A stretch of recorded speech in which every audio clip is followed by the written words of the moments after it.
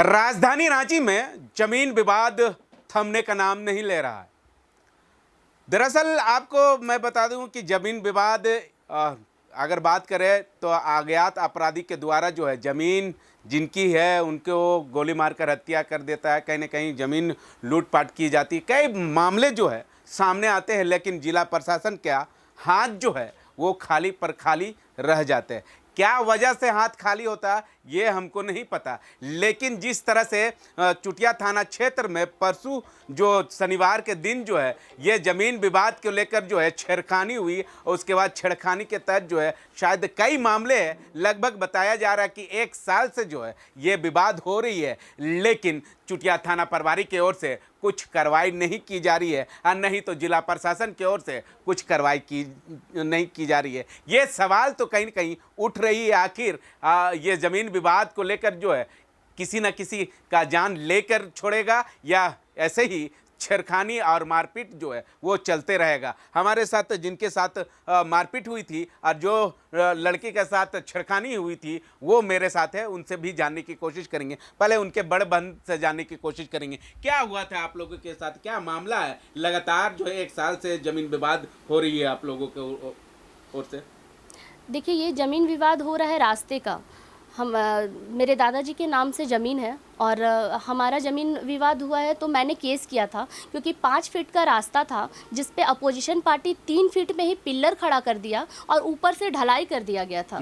तो इस पे मैंने प्रशासन से गुहार लगाई और एसडीओ कोर्ट में हमारा केस चल रहा है। लेकिन हम लोगों को लगा कि चलो ठीक है, केस चल रहा है, ठीक है, बट जान मारने की धमकी, मेरी भाई बहन को छेड़छाड़ करना, मेरे भाई पे रेप केस, ये सब चीज़ बहुत दिनों से चल रहा है। मैं एप्लीकेशन दी हूँ थाना में। मैं प्रशासन से उम्मीद करूँगी कि सच की जांच हो और इस तरीके से जो हम लोगों को प्रताड़ना मिल रही है वो जल्दी से जल्दी हम लोगों को इस प्रताड़ना से मुक्ति मिले। मैं प्रॉब्लम परसों शाम की है, शनिवार को जब मैं ऑफिस से घर पहुंची तो ये तीसरा हमला हम लोगों पे हो चुका है, क्योंकि इससे पहले जब हमला हुआ था तो ये मेरे को चोट आई थी जिससे मेरा पूरा फेस खूने खून हो गया था और मेरे शरीर पे काफ़ी चोटें आई थी, लेकिन मैं जिंदा बच गई। दूसरी चीज़ क्या है कि ये सारा कुछ हुआ, उसके बाद जब शनिवार को शाम को मैं घर गई तो ये आपके साथ हुआ तो जिला प्रशासन की ओर से क्या कुछ कार्रवाई की गई? आप लोगों को कुछ कार्रवाई हुई या ऐसे ही छोड़ दिया गया, ऐसे ही ढिलाई छोड़ दिया गया, ताकि जो ये बार बार जो विरोध हो रहा है, जमीन विवाद को लेकर छेड़खानी हो रही है, उसको लेकर कहीं ना कहीं रोक होना चाहिए। अगर कार्रवाई होती तो कार्रवाई नहीं हुई, इसलिए ना हो रहा है। देखिए, बात ये है कि ये जो ज़मीन का प्रॉब्लम चल रहा है इसमें अपोजिशन पार्टी एक सपना कुमारी नाम की युवती को लेके आई है। वो औरत है और वो यहाँ की लोकल नहीं है। उसको हमारे घर के बगल में अपोजिशन पार्टी रेंट में रखा है, जो चौमीन बेचवाने का काम करती है। अपोजिशन पार्टी उससे चौमीन बेचवाता है और ये चौमीन चुटिया में आज तक प्रशासन का, जहाँ तक मेरे को पता है, कि चुटिया में 2 बजे रात तक चौमीन दुकान नहीं खुला होता है। यहाँ हमारे घर के दरवाजे पे जवान बेटी लोग, बहू लोग हैं और वहाँ पे 2 बजे रात तक, 1 बजे रात तक दारू दुकान, यहाँ पे दारूबाजी होता है और चौमीन दुकान खुला हुआ रहता है। अभद्र गाली, अभद्र टिप्पणी, ये सब होते रहता है, हम लोग को झेलते आए हैं। बट अब यहाँ पे ये हो गया है कि बात मुझ तक रहती ना तो मैं बर्दाश्त कर रही थी और एप्लीकेशन भी दी थी। प्रशासन से उम्मीद है मेरे को, पूनम मैम से, कि वो निष्पक्ष जाँच करेंगी, बट थोड़ा सा जल्दी करने की कोशिश करने की मैं गुहार लगा रही हूँ। वो भी अपने तरफ से काफ़ी कोशिश कर रही हैं, लेकिन थोड़ा जल्दी करने की मैं गुहार लगा रही हूँ, क्योंकि कल के डेट में जब चौथी बार हम पे हमला हो तो हमारी जान ना चली जाए, हमारे परिवार का कोई एक दिया ना बुझ जाए। बस ये मैं मैडम से गुहार लगा रही हूँ। शनिवार को जब मैं शाम को जब ऑफिस से घर लौटी तो हमारे ऊपर एक कमेंट आता है, मेरे ऊपर, कि आ गई डी करके कमेंट आता है। अब हम लोग जिस समाज से आते हैं, डी हमारे लिए बहुत गंदी गाली होती है और इस तरीके से सपना कुमारी ने मेरे ऊपर किया। अपोजिशन पर जब मैंने पूछा कि तुम इस तरीके से गाली क्यों दे रही हो, क्योंकि उसको तो मैं जान नहीं रही हूँ, वो उससे तो मेरी बात होती नहीं है, उसके तो बदले में वो उसका जो 3 बार से जो हमला हो रहा है, मैंने 3 बार से जो नोटिस किया है, वो पहले गाली देती है हमारे फैमिली को, जब सामने से पूछने पे वो रिप्लाई जवाब में नहीं देती है, वो डायरेक्ट हमला, शारीरिक हमला करती है। ये चीज़ मैंने 3 बार हमले में नोटिस किया है। अब यहाँ पे क्या है कि जब तीसरा बार में जब मेरे पूछे जाने पे मेरी बहन पे हमला हुआ और मेरी बहन को बाल खींच के रोड तक निकाला गया। ये एक प्लास्टिक बाल है जो आधे से पूरा बाल निकला हुआ है और पूरे शरीर में नोचा गया और उसको पूरी तरीके से जैसे कराटे आदमी को आता है ना, तो पूरा पैर जांग से अपना पैर को फंसा के लॉक कर देना ताकि लड़की कुछ ना एक्शन ले पाए। कौन तो लोग ये कौन है? ये सपना कुमारी है जिसको अपोजिशन पार्टी हायर किया हुआ है हम लोगों को परेशान वही करने तो के दोबारा लिए। मारपीट की गई है और आपका वही बहन को। सपना कुमारी, क्योंकि वो लोग हमला नहीं कर रहा है अपोजिशन पार्टी एक लड़की को हायर करके इस तरीके से कर रहा है और अपने पास वो रेंट में रखा है उसको, और फ़ोन से ये लोग कोऑर्डिनेट करके बात करता है उसको ये करो। और जब भी मेरे को अकेले पाती है सपना कुमारी, या तो शरीर में थूक देती है या तो फिर अभद्र गाली देती है। मैं भी एक लड़की हूँ और जिस उम्र में मैं हूँ मेरे को ये सब गाली बर्दाश्त नहीं होता। हमारे फैमिली बहुत ही प्रतिष्ठित फैमिली है और यहाँ पे पढ़े लिखे सारे एजुकेटेड लोग हैं। मैं खुद एक सही कंपनी में काम करती हूँ और अच्छे पद पे हूँ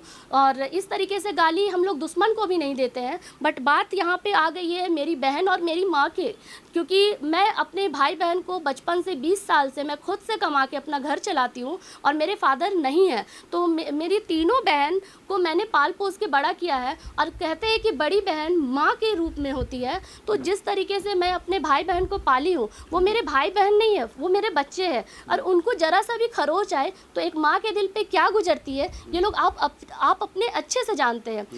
तकलीफ तब हुई जब मैं ये सारा बात पूछ के जब मैं अपने ये नए घर पे आई, तब वो हमला की मेरी छोटी बहन पे, और ये हमला की जिसका है कि पूरा बाल नोचा गया और घसीट के इसको रोड पे लाया गया और जिससे उसके हाथ पूरा ये हो गया है। अब बात जख्मी हो गया है। अब बात मुद्दे की ये आती है कि अभी का चोट है, इसका इलाज करना है। मेरी माँ को ऐसा मारा गया है, साड़ी फाड़ के रोड में मारा गया ये सपना कुमारी के थ्रू, तो ये सब चीज़ कब तक चलता रहेगा। मैं प्रशासन को जब ये 7-8 बजे की घटना है तो जब मैं थाना गई तो किसी तरह शायद पूनम मैम जो यहाँ की प्रभारी है, चुटिया प्रभारी, शायद वो बिज़ी होगी। 10-10:30 बजे तक मैं वहाँ रहने के बाद मैं वहाँ से लौट गई। एप्लीकेशन नहीं दे पाई, मैं पूनम मैम से नहीं मिल पाई, शायद वो बिज़ी होगी। बट दूसरे दिन 1:30 बजे जब मैं गई तो उनसे मुलाकात हुई, आधा घंटा इंतज़ार की, कुछ काम में वो मीटिंग में थी। तो उसके बाद मेरे से मुलाकात हुआ, उन्होंने एप्लीकेशन लिया, मेरे को रिसीविंग दिया और इनका सारा जांच हुआ और एक सदर हॉस्पिटल लेगा गया। उसके बाद फिर इलाज यहाँ पे चल रहा है इसका। और जांच हुई, सारा चीज़ हुआ, कार्रवाई कहाँ तक हुई हमको तो सवाल करिए। कार्रवाई अभी तक कुछ नहीं हुआ है क्योंकि ये अभी परसों की ही बात है, परसों रात की बात है, तो कल ही मैं दी हूँ। तो मैं बस यही चाहती हूँ कि जल्दी से जल्दी निष्पक्ष जांच हो। क्या लगता है कि आपका परिवार का किसी का जान जाएगी तब आती कार्रवाई होगी? मैम से तो ऐसा उम्मीद नहीं है, लेकिन मैं मैम से बस यही उम्मीद कर रही हूँ कि मेरा परिवार का कोई दिया बुझे ना, किसी का कुछ भी ना हो और उससे पहले जांच हो जाए। कब तक हो जाएगा? आज तीसरा दिन हो गए, जांच नहीं हुआ, नहीं तो किसी का गिरफ्तारी हुआ, नहीं तो किसी को उठा के पूछताछ किया। तो ऐसे में तो सवाल उठ रही है ना, आप लोगों को उठा रहे हैं ना सवाल कि आखिर ये कार्रवाई कब तक होगी? बिल्कुल, ये प्रशासन से मैं उम्मीद करती हूँ कि जल्दी से कार्रवाई की जाए, क्योंकि मैं परेशान हो चुकी हूँ। ये चौथा अटैम्प्ट होने से पहले ये तीसरा अटैम्प्ट में मैं आज प्रेस कॉन्फ्रेंस बैठाई हूँ कि मेरे घर परिवार को सुरक्षित रखा जाए और सच्चाई सबके सामने आए। अगर इस पूरे मामले में अगर कोई भी आपका परिवार का कोई, भगवान न करे, कोई हादसा हो, अगर हादसा हो जाएगा तो जिम्मेवार कौन रहेगा? अगर ऐसा हादसा भगवान ना करे कोई हो, लेकिन जिस तरीके से 3 हमले हुए और जान से मारने की धमकी दी जा रही है हम लोगों को, और मेरे भाई को रेप केस में फंसाने की धमकी दी जा रही है, मेरे भाई के ऊपर एफआईआर की जा रही है, झूठे केस में फंसाया जा रहा है, अपने से लड़की सर फोड़ के थाना जा रही है और झूठा केस में हम लोगों को फंसा रही है। तो ये सब चीज़ में मेरे को लगता है कि जल्दी से जल्दी प्रशासन को अपना काम करना चाहिए, क्योंकि मैं थक चुकी हूँ, मैं सबके पास जा के थक चुकी हूँ। ये लास्ट है कि ये मेरे को मजबूरी में प्रेस कॉन्फ्रेंस करना पड़ा, क्योंकि सच्चाई सबके सामने आनी चाहिए और निष्पक्ष जांच हो। मैं बार बार यही कह रही हूँ, बस निष्पक्ष जांच हो, प्रशासन से यही उम्मीद करती हूँ और कुछ नहीं बोलना चाहूँगी। ठीक है मैम, हमारे साथ जो लड़की के साथ जो है छेड़खानी हुई है उनसे जानने की कोशिश करेंगे आखिर छेड़खानी करने वाले व्यक्ति कौन है, कौन व्यक्ति लोग छेड़खानी की है, अभी तक जिला प्रशासन की ओर से क्या कुछ कार्रवाई की गई है या उनको उठाकर उनको उससे पूछताछ की जा रही है या नहीं, या कोई बड़ा घटना का इंतजार कर रहे हैं, क्या कहेंगे मैम? आपके साथ छेड़खानी कौन किया था? सपना नाम की लड़की है जो कि ज़मीन विवाद में उसको थर्ड पार्टी बन के घुसी हुई है। और वो क्या करती है ना, जब हम अपने घर से गली में निकलते हैं तो वो कमेंट बाजी करती है कि बॉडीगार्ड ले करके चल रही है, आओ तुम्हारे घर के बाहर है, जितना तुमको मतलब आओ हम देख लेंगे तुमको, सो तुम आओ यहीं पे खड़े हैं, आओ आओ करने लगती, ललकारती है वो। और उसके बाद फिर जब आदमी कुछ रिएक्ट करता है, कुछ आंसर करता है या फिर गुस्से में कुछ भी मतलब एक होता है छोटा मोटा जो बच्चा लोग करता है, तो उस समय वो क्या करती है ना कि झपटा मारती है, मतलब बात से बात नहीं करती है, झपटा मारती है, बाल खींचती है, पटकती है, पैर हाथ लॉक कर देती है। उसके बाद फिर अपना चोट वोट हमको दे दी है और नाखून से पूरा नोच दी है, सर का बाल उखाड़ दी है मेरा,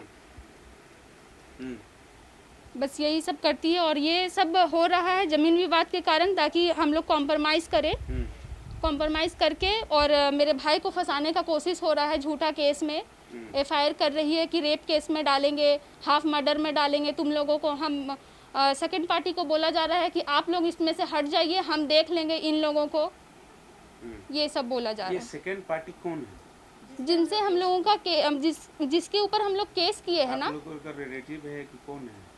नहीं, हम लोगों का रिलेटिव नहीं है। वो इसलिए नहीं है क्योंकि हम लोग ज़मीन खरीदे हैं और उसमें हम लोगों को रास्ता दिया गया है, तो रास्ता हम लोगों का 3 फीट दे के 2 फीट को ब्लॉक किया गया है। और ब्लॉक करने पे जब हम लोग केस किए, हम लोग का केस चल रहा है, केस चल रहा है और ढलाई हो चुका है वहाँ पे। केस जब चल रहा है उस बीच में ढलाई भी हो गया स्टेटस को लगने के बाद भी। और उसके बाद फिर जब चलते चलते में तो बीच बीच में जब प्रशासन रोक लगाती है और इसका काम रुकता है तो ये लोग बौखलाता है। हाँ, और वो लड़की फिर इंटर करती है और लड़ाई झगड़ा करके तमाशा करती है।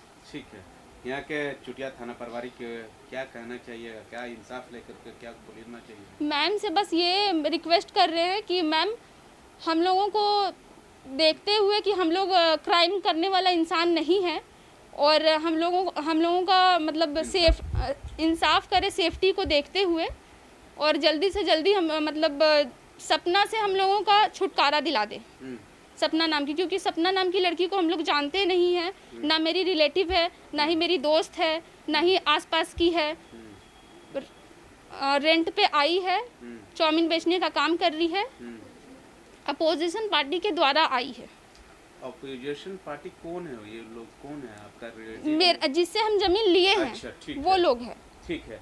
हालांकि परिजन लोगों के ओर से चुटिया थाना प्रभारी से गुहार लगा रही है कि कम से कम रहम कर दीजिए हुजूर, क्योंकि बहुत दिन हो गया, 1 साल हो गया और 1 साल से जो है बहुत झेलना पड़ रहा है और बहुत जो है लड़ाई भी करना पड़ रहा है, बहुत जो है लड़ाई भी हो रही है। अब इस लड़ाई के दौरान कहीं न कहीं बड़ा घटना ना घटे, इसको लेकर जो है चुटिया थाना प्रभारी से गुहार लगा रही है। अब गुहार के दौरान जो है इन लोगों को जो है अनसेफ अभी महसूस कर रही है, कब तक सेफ महसूस कर पाती है या नहीं, ये आने वाला समय ही बताएगा। सहयोगी रवि के साथ मिरर मीडिया, मुर्शीद, रांची।